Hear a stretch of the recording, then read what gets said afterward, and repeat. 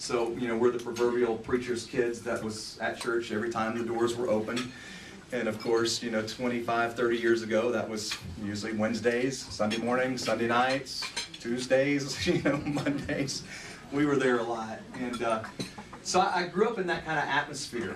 So I knew all about God. I've known God since, I was 3 or 4 years old. My mom says that I could sing actually before I could even talk.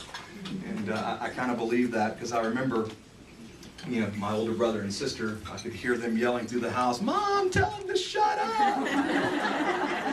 Because I'm like my 13-year-old son now. When he wakes up in the morning, no matter what time it is, he's, "Mom!" Like, "Caleb, just tone it down a little bit, it's early." But I'm sure I was just like him. At least that's what my older brother and sister tell me.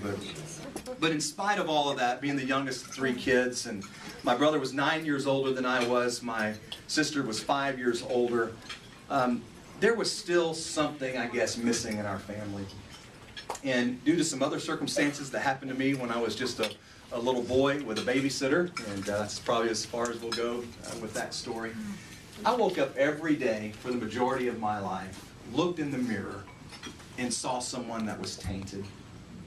Saw someone that wasn't worth very much. Saw somebody that was worthless. And I've lived that way probably the majority of my life, I guess. Just the lies of the enemy. The Bible is so true when he describes our adversary, Satan, that he comes to steal, kill, and destroy our lives. And he did that to me when I was just at the age of 4, came to try to steal everything that he could. And for so many years, he was pretty successful in that.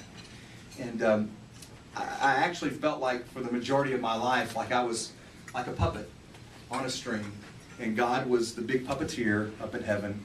And that he would just kind of bounce me around. And if something good happened, then I was doing something good that day and I got God's blessing. But I really felt like that. I really felt that was the kind of God that I served.